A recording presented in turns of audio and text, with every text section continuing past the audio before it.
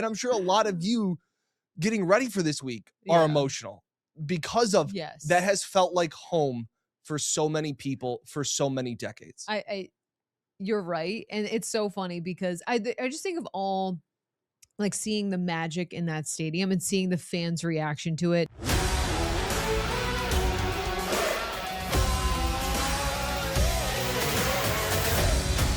Welcome back to the Buffalo Plus channel. Mike Catalana with a veteran day off. Also, you might recognize we're in different spots. You're not Mike. I am not Mike. Mike I'm not is Jenna. not here. Mike is enjoying time with the grandbabies. You are not Jenna. Okay, I'm not Jenna. So you're Dan Fates. Yep. I'm Jenna Cottrell. Again, Mike Catalana is off. Please be sure to like, comment, subscribe, and share. Coming to you on this weird week in between Christmas and the New Year. I know there's a lot going on. We were not in Orchard Park today due not in the to building. the weather. A lot of winter storm warnings in Western New York. So we decided not to make the trek. But a couple things we're going to talk about: injuries, Josh Allen, Ed Oliver stuff, the mindset ahead, and this being the final home game at Highmark Stadium, expected to be this upcoming weekend. So let's get into it. We'll start with the most important foot in Western New York. That is Josh Allen's. It is in a better place early this week than it was last week. So that's the encouraging news. Still trying to figure it out. He did not practice today on Wednesday, hearing from Sean McDermott. A lot of guys also did not practice as well. I have the list if you want. Okay, Jordan Poyer is the other one. So did not practice. Jordan Poyer with a hamstring injury, Terrell Bernard with a calf injury, Joey Bosa with a hamstring injury, Daquan Jones with a calf injury, and then again Josh Allen did not practice as well. Today was a walkthrough on Wednesday, so I think that is important to note. We know last week also Josh Allen did not practice, ended up playing, and like you said, Sean McDermott said today that the trainers were saying, head trainer Nate Bresky was saying that Josh is in a better spot. So that to me is good news. Yeah, I think that's in terms of Josh. Right. And I still wonder how much, as we're listening to the press conferences today and kind of getting our sense of it, like how much does that play into if Josh is fully ready to go, would he still even play then? Yeah. I guess because this week 18 game just really means so little. A whole lot of, So like, that's where you're trying to balance it out because, he says that Josh is moving in the right direction, that Sean McDermott, that's great. Even if he is moving fully in the right direction, does that change the way that the Bills approach this? We're already hearing about a lot of other teams that have clinched spots. Mm-hmm. The Eagles, like they're valuing this week almost as a bye week, getting ready to go in the playoffs. So yeah, there is that sense of the rest versus rust, trying to find some continuity. So, but injury wise, Josh even said, he feels fine. He's just trying to be smart, with the injury management kind of thing. So yeah, I don't think the foot is a huge deal this week. I think it's all the other circumstances that go into should he play, even if he is healthy enough. Yeah, I think if you're zooming out, I think that Josh wants to maintain his starting streak. Yes. And we saw that last year in week 18 when he went out in New England, took a snap, and then ran off the field. And even that, I kind of wasn't expecting that because I'm like, oh, he'll play a little bit. And then, no, it was one snap and he was done, which is fair. Yeah. For Allen this week, I just feel like, I know it's the finale at Highmark Stadium, but looking down the road at the playoff picture, you need Josh Allen to be at his close to 100%. We know it's not going to be 100%, but the fact that he's already feeling a little bit better than last week, and then to have that extra bit of rest, I do really think would be so beneficial to him and to this team. And I think you have to keep like the short term in perspective because it is such a big day at the stadium and respect that. And also look at the long term and what Josh Allen's health means to this team. Purely speculation. We're listening to Josh and he was kind of mellow. And it was almost like, he's like, yeah, it'll be cool to wear the red helmets. I didn't know how much that was meant to fans until I came out to the one red and blue scrimmage and fans went nuts. And it is an ode to the past. And they love wearing these new jerseys. Although Josh said we have been pretty bad in different jerseys this year, but he's trying not to be superstitious. It just felt like he was very mellow, almost knowing like, although he says, I'll be ready to roll, whatever coach wants to do. But it just kind of gets the sense that I don't know how much he's going to play, if any. And again, I have no problem with Josh taking one series, one snap to extend his streak, because if this game did mean something, Josh is healthy enough to play in the game. So I agree. I felt like, We looked at each other. As reporters, you're like, you want the great soundbite. Of course you do. You want Josh to be like, it's going to be so emotional. I've had so many incredible memories here. Like when I think about this place, it wasn't that. And that to me is, Josh has said before, he's not a very sentimental person in the moment, which I think that's one of the reasons why he is so great is you can compartmentalize things. Yes. But spell it. No. Yeah, no. But that being said, I do think that he was downplaying it a little bit because I think I think the expectation is in my head that he very much has limited snaps and doesn't want to like build it up to be this moment and then knowing that he's only going to be out there for a little bit. Yeah, I took a bunch of notes from McDermott's press conference that we'll kind of get into as well. We also want to talk about stadium moments like at the Ralph and things like that. We've been putting out some stuff on social media. Before we kind of dive in more about that, I do think we should mention Ed Oliver. Right. So exactly. There are a couple other notes that I have written because the other thing is Josh has 39 total touchdowns this year. Yes. So he is one touchdown shy of extending his streak of 40 plus touchdowns in a season. And Sean said he was aware that James Cook is obviously the current rushing leader. It's something he's aware of. And again, every question is like, yeah, I'm aware. That's a great where they're at. I don't know how it's all going to shake out. We're kind of still trying to go through all the different, a lot of different paths that you can take, but the goal is what's best for the team. So that is trying to weave through the answer and the truth and also trying to thread what is most important. And that is like, yes, they're not leaving Buffalo like with this stadium. So like Jenna admittedly is emotional. She looks at me today. We're watching the press conference and she goes, are you getting emotional? I was like, it's not like they're leaving forever. No, it's not like it's not even like they're moving down the street. They're going across the street. So you're definitely a little bit more emotional. And I'm sure a lot of you getting ready for this week are emotional because of that has felt like home for so many people for so many decades. You're right. And it's so funny because I just think of all like seeing the magic in that stadium and seeing the fans' reaction to it. And I put out a thing on Twitter about from Josh Allen's rookie season at the red and blue scrimmage, the first time he played in the stadium with fans. And he talked about just like how cool it was and like, how could you not love it? It's awesome. And I was thinking back like how much this franchise has accomplished since then. Now, people in my mentions were saying, what have the Bills accomplished? They haven't done anything, which, you know, love the people internet. Are great. Yeah. It must Comment be section real is fun great. at a party. Yeah. But that being said, I just feel like I can imagine, I'm not from Western New York, but I can only imagine if you're from Western New York or if you've been a Bills fan your entire life, like that stadium, you're right. They're not leaving. There's just so much wrapped up in one building. And so it's understandable, the emotion, but you're right. It's also the other fact of, like I said earlier, the zooming out approach of, hey, this is a special day, but this team wants to accomplish something special and what goes into that. So with Allen and those 39 touchdowns, I could see in some eyes where it's like, hey, let him go for 40. But there's also that I always think about the hindsight. Like if Josh Allen, you know, goes out there and is trying to score his 40th touchdown of the season and something bad happens, you're like, really? You were doing it for that? And I know you can't live in that hindsight mentality, but sometimes there's times where I'm doing something and I'm like, this is stupid. And if it doesn't work out how I thought I would be mad at myself for this decision making. Is this a baking reference? No, just in general, like little things like yesterday I had to go get gas because I didn't want to go get gas, but I've been so many times before where I'm like, no, it's fine. I'll just wait till tomorrow. I'll wait till tomorrow because I'll book myself and I'll have plenty of time to go get gas. And then I'm like white knuckling it, hoping I get to the gas station because I should have, in hindsight, I knew the right decision to make, but I wanted to get a little bit greedy about it. I'm undefeated at filling up my gas tank on the coldest days of the year. Like that's what bothers me the most. So I've never run out of gas, for the record. That has not happened, but that would be bad. That would be really bad. Zach did fill up your car the one time that you had no gas at the airport. That's because I have the best husband in the world. Yes. Yes. So and Sean, I also thought he was very sentimental on Monday on the Zoom. And he really talked about how it's going to be emotional for him and how there's so many times that he's the last person to leave the stadium and thinking about how much it's meant to his family over the last 9 years and all of that stuff.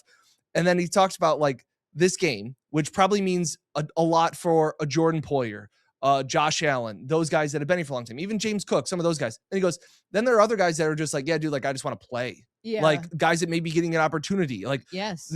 I can't imagine Highmark Stadium means a ton to Mitch Trubisky, but like he just wants to go out there and play and like hopefully earn another contract. Like that's what it is for him. So Sean said that it is trying to find that middle ground between the vets and the new players that may not have that sentimental connection, which I thought was good self-awareness for the coach of him being like, this is so important for a game for a lot of these, hundreds of thousands of people in Western New York. Mm-hmm. And then for some of these guys, like Sam Franklin just wants to go out there and tackle people. Like he's not interested. He doesn't care where. Yeah, like you know what I'm saying? He's like, yeah, I'll do this wherever you want. So I think that's part of it. We'll get to more at the end. Like, comment, subscribe, because we want to hear what your most sentimental, most favorite moments are from the Ralph, Highmark Stadium, and all that stuff. I also know that we haven't been doing a great job of replying to comments. We will try and do better in the future. Yeah, this week has been blurred. weird. Yes. Mike is not here. He's the leader of Buffalo Plus. So I'm the leader of the comment section. Like I've had family stuff going on as well with just the holidays. So no, that's totally fair. Other notes from today. Ed Oliver, we had heard after the game Sunday, had suffered some type of setback in his recovery. We had now, Sean kind of explaining that he had his knee cleaned up on the meniscus on Monday. Yeah. He injured it during the rehab for his bicep. So he says it's still kind of cloudy where now that puts Ed for returning. But he said that there's still a chance. Adds cloudiness to his return, but there is still a chance. Yeah, I think you look at this and you say, that stinks, because it seemed like Ed was really improving and the bicep has been doing well. And then to have the knee setback, it's really unfortunate. I think for this team, you couldn't bank on him coming back, but now it seems like that is very much in doubt. And I know Sean McDermott says there is still a chance, but just doing a quick Google search, I'm not a doctor, but it looks like, office jobs, you can come back in 1 to 2 weeks. Like Ed Oliver doesn't have an office job. So the extent of how much that injury will keep him off the field, I think it will be impactful, because it's just unfortunate, because what he has done this season when on the field, but this has truly been a really rough season in terms of injuries for him. Yeah, absolutely. It's been a rough season. It seems like injury wise for 90% of the defense, how they've held it together. Obviously, Terrell Bernard at the calf. Positive would be Dalton Kincaid. Was limited. Yes. That's better than where he was at the start of last week as well. And Matt Prater. Your Praters have been answered. Look at you. So that's an encouraging sign to, obviously they let, what's his name? Michael Badgley. There it is. They let him go. I was spot on with that take too. I was like, his name doesn't really matter because they're gonna cut him tomorrow. Just mercy, just dunking all over a guy. Yeah. So those are the encouraging signs. It is funny. You think about all of this stuff we've been talking playoff scenarios, final home game at Highmark Stadium, all of this stuff. And then you're like, who they play this week? Oh, it's the Jets. Yes. You're like, oh, it's the Jets. Yes. Like, so you're trying to balance that out. The Jets don't have an interception this season, which is nuts. The entire season. Like their entire secondary is on the IR. Like they are getting guys off the streets to play. Like that's where some of this, when you think of like what's best for the team, like is to rest them.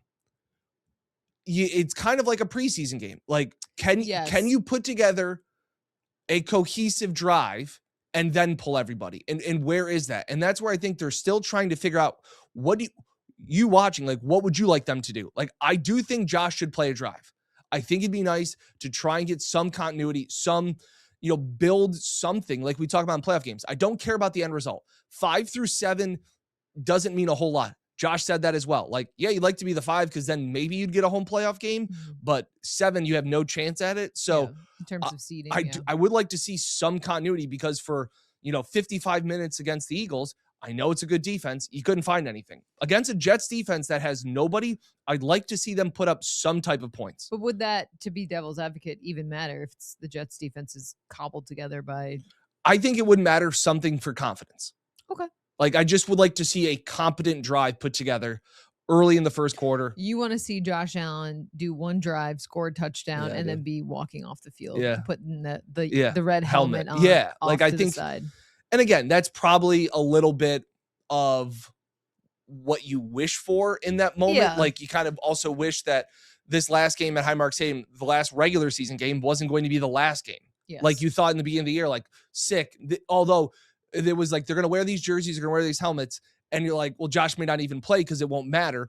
But you thought that was because you were going to be there winning the division and having a home playoff game. Yes. Like that's where it is. So I do think there is, like Sean talks about, setting the standard, like playing up to what they're supposed to be and putting the stadium out how it should in some type of, fond farewell. Yeah. It's so funny. I do forget. I'm like, oh yeah, it's the Jets. This week. We've just talked so much about the Bills side and Brady Cook. Yeah. Like it's a weird, this has got preseason vibes. It does all over. I do think it's important to note, because when just like talking to some people in Wegmans are like, oh, they're going to rest everybody. And just the way like the roster breaks down, you really can't rest everyone. That's Correct. just not really possible. So it's really about maximizing the players that you think could use the rest, what that looks like at the position if you're particularly thinner at, if you want to make sure that you don't mess up the numbers there. So I just think that that's something that we kind of sometimes forget about, but you can't rest everyone. Again, very similar to a preseason game. That type it's of got feel. that vibe. Yep. Yeah, it certainly does. But you don't have 90 guys. So that's where it is. Like, like I imagine like Osiris Torrance is gonna get a lot of snaps. Like, you're gonna see Alec Anderson, you're gonna see Ryan Vandemark. Like those guys are gonna play, but you're still gonna have Tyrell Shavers playing in the fourth quarter because it's still like you only have so many guys. Yeah, no, it'd be cool to see White Steve. Do you think Josh Allen first drop back takes the shot downfield? It's like, that's my one opportunity. Yeah, I don't know, Jim. Tyrell Shavers go catch it. That'd be cool. Davis go catch it. Who needs an incentive? Who else? Shakir needs a touchdown for $500,000. Yeah. I think there were 7 Bills players that were up. Knox, I think, needs something too. So yeah, like I wonder, all that stuff gets factored in. And like I said, that's not an easy task this week for Sean to balance all of that. And not knowing where you're going, not knowing who you're playing. Sean said on Monday that they have their advanced scout coaches. They're looking at Jacksonville. They're looking at Pittsburgh. They're looking at Baltimore. Like they're looking at all of these teams that either they have played or haven't played. And while Sean's focused on the day-to-day, he does have people that are looking. It's kind of like the NCAA tournament where it's like you win a game. Okay, if we win this game, who could we play? And you have those coaches that are breaking down the future teams that you could possibly play. This year is wild. It really does feel like wide open in terms of what the seeding will be, what it will look like, who's really good, who's not good, like how it'll all shake out. Okay. Anything else? Our favorite memories at Highmark Stadium. Oh, favorite memories. Okay. Do you want to save something for the pod tomorrow? Are we potting tomorrow? I thought we were potting tomorrow. I don't know if we're potting tomorrow. Are you sure? That's what I thought with Mr. Catalana. Well, okay. So we don't know or not, but we'll do this here. We'll do it here. Yeah, we can always repeat. And it would be nice to have the elder statesman who could give more context on some of the Ralph. Games. Yeah, because like I said, Jen and I, we were talking, and it's like the fact of you don't want to have like so much recency bias, but we've only been covering this team like the end of the drought. Yeah. To here, like we both started covering the team in 2016. So Rex's last year, which is wild, and all of that. But you do think of one of the games that we were both on the field together is the snow game in 2017, which was just comical. It was unbelievable. Just the amount of snow and how fast it was falling. It went from nothing to just whiteout conditions. Betting the under there was easy. But like you posted the video, and some people were like, I'll take Andre Holmes on this wide receiving core now. And the fact that, Deontay Thompson is catching passes from Joe Webb in that game. Yeah. And like that game was crucial for them. Kept their playoff hopes alive. Kept the playoff hopes alive and ended up snapping the drought. So like Sean McCoy walk-off tutty. Like, but just the insanity that is. And you the video, I don't know if it was yours or mine, but you have Sean McDermott walking off the field into the fans, and he's like, "Good job, good job, guys." I know. I good posted job, on my Twitter. I just thought that was so funny. It was like classic Sean, like early Sean. Hey fans, great job, great job in that one. You did your 111. Yes. No, it's so true. All right, that is also one of my favorite moments from the stadium. It's hard to distill down like what are some of the favorite moments, because I just feel like there are. There's been a lot of games in that stadium and a lot of like big wins. Yeah. You're gonna laugh at me because we're talking about recency bias, but we kind of discussed this before. That Ravens game to start off the season Ravens game was nuts. just again, I know recency bias, but the Bills were down. It felt like absolutely no hope. People were leaving the stadium. I don't blame you. Correct. I know Josh kind of dogged fans for leaving. I would have done the same thing. I love that. The traffic. We were talking about that going to the game. Batavia. We're like these games are rough, like Sunday nights, like you're gonna have school tomorrow. Like these are games that you could leave early. And if you left, I don't blame you. But I don't blame you one bit. What a game. What a comeback. And then, the Matt Prater, and like, so I think about that moment, and it kind of coincides with how I feel like Mr. Brightside has become this anthem for this team recently. Yeah. And, as the game's ending and they're still celebrating, they have a concert on the field pretty much. Like Knox and Kincaid are running around the field, and, you didn't really even know Matt Prater. And no, they thought he was a coach. Right. But like you also like it was, Tyler Bass may be ready for this game. I'm not really sure. And then you have this 40-plus-year-old guy, second oldest player in the league, hits that incredible field goal. And you've got Josh coming up to him and all of that stuff. And just nuts. Like that's definitely one of my, and again, it's most recent, but it was just a surreal comeback. Ridiculous game. That was unbelievable. All right. What else from you? Wasn't there, but the Niners game last year in the snow. That was awesome. When Josh... Why weren't you there? I was in the hospital.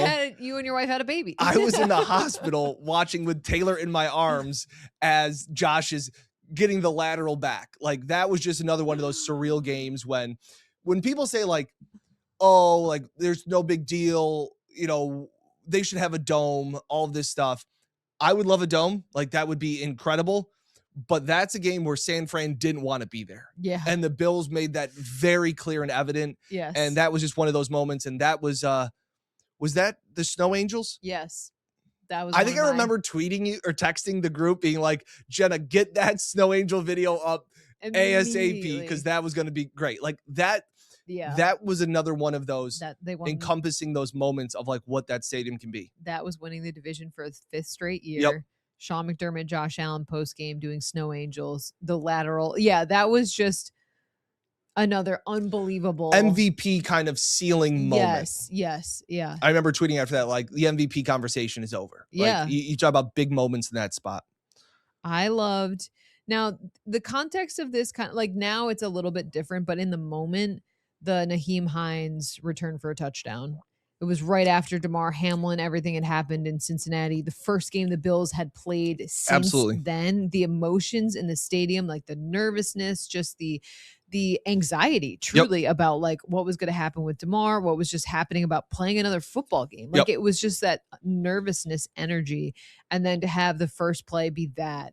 And then to have him do it again, it was unreal. But listening to the call, like Jim Nantz is like, this is a storybook. Yeah. Great call by Nance. Oh, unbelievable. But it truly felt like that. Like Josh Allen grabbing his helmet after, like the stadium just erupting. People were crying. Like it was such a memorable moment because in the grand scheme of things, was it massively impactful? No, but in the context of where the team was at and what they were coming off of, it was unbelievable. And there are so many other games too. I think of the Taron Johnson interception. Yeah. When there was only 7,000 fans during the COVID season. The perfect game. The perfect game one is up there for me just because of that was the season where they threw 3 passes with Mac Jones and beat them and all of this stuff. It's that this Bills team can't get it done. Art of War? Yes. Sun Tzu. Yes. The Art of War and all of this stuff. And then and I just remember Knox caught a touchdown from Josh, and Josh ran one in and just kind of was running off the field just so fired up. Those moments stand out to me, whether it's because we're looking at it through the lens of the camera or things like that. There was the long touchdown. I think it was also that's maybe the next season to Khalil Shakir against the Jets, and Josh came running by the sideline. Yes. That was his low positive, and that was like totally out the window after that. It was like he's back. Yeah. I remember tweeting that. Yeah. So that was one of those cool moments. Like those ones stand out to me. But the perfect game was comical because it was 0 degrees. Interception. Insane. It truly. And like I said, and I'm sure many of you, that Taron Johnson interception, you weren't there, but like your living room was the stadium. Yeah. Like that excitement, that eruption of that call, like all of that stuff was, you may not have been there, but you felt like you were. I think of too, like last season, 4th down, the touchdown run Josh Allen had against the Chiefs. Play of the year. MVP Yep. moment, how loud the stadium got, Josh Allen like this Yep. after that's another one where how can you not love sports, man? It's just, I know there's times where sports will rip out your heart, but man. Yeah. Yeah. It's just some incredible moments. Yeah, and like my dad told me stories about, him going to some of the AFC Championship games, and Mike would know more about that. And I know, I think we've talked about these throughout the podcast, maybe they're more during the offseason, but the Raiders 51-3 when I remember asking my dad, and he was like, it was a party the entire second half. It's like, we're going to the Super Bowl. Like, this is just nuts. That must have been unbelievable. So yeah, and just some of the moments, like we posted a couple on TikTok, on Instagram, our YouTube shorts. So check those out of just some of the old video, which is very funny to see. Just that, again, like you think about this stadium and especially us and the channel is when it's taken off. Mm-hmm. It's so much more of these Josh moments. Yes. But it's Marv Levy, it's Jim Kelly, it's Thurman Thomas, like all of that stuff. But that new stadium is built because of Josh Allen. Yes, we know. The house that Josh built. Like that's so cool to think. And that's kind of what Josh was maybe downplaying it a little bit, or maybe just, being an ode to like, hey, this wasn't my stadium. Like, this is the stadium of the guys before me. Like, yeah, that one over there, that one's going to be mine. Like, so I think that's part of this cool element of it. I don't think Josh would think about it like that. Like, that one's going to be mine. That's his. No. It's his stadium. It is his stadium. Right. He may not think that, but okay. I thought you were saying like, if I'm Josh, if you're Josh, you might think like that. But if I'm Josh, I'm not thinking like that. Yeah. Yeah, that's fair. Yes. Yeah, that's fair. Yeah, no, I get it. It is exciting to think of all the new memories that are going to happen across the street. But yes, to pay respects to the old memories that have happened in a place that's very special in Western New York. And one more thing, shout out to one of our sponsors, Bud Light. They sent us some of the Blizzard Brew beers. Oh, that's so brewed cool. from snow from Orchard Park from one last time for this Bills Mafia tradition. Very cool. Yes. I can't remember what game exactly it was, but shout out Bud Light, proud sponsor with Buffalo Plus and the Buffalo Plus tour that we did. It says, together, the Buffalo Bills and Bud Light are celebrating the final season at the original Highmark Stadium and honoring Bills Mafia's shoveling tradition with a limited Blizzard brew made from purified snow from Highmark Stadium itself. It's available at Highmark Stadium and select retailers around the Bills' final regular season home game on January 4th. It's so cool. Yeah, so I want to make sure you and your followers can cheers Bills history with some Blizzard brew. So appreciate Bud Light sending those off. Yeah, very cool. I know a lot of people are going to want to get their hands on that. Yeah, very cool. I like the can too. Can is clean. Limited edition farewell season. Yeah. So we got two of them in the stadium or in the studio, in the Connors and Ferris studio, and maybe we'll give one away to one of these days. Yeah, that's very fair. All right. Thank you so much for joining us here on the Buffalo Plus channel. For Mike Catalana, who's visiting with his grandbabies. That's Dan Fates. I am Jenna Cottrell. We will catch you next time here on the Buffalo Plus channel. Please be sure to like, comment, subscribe, and share. We also want to wish everyone a very happy and safe Happy New Year. We hope 2026 is the best year yet for all of you. Thank you so much for watching.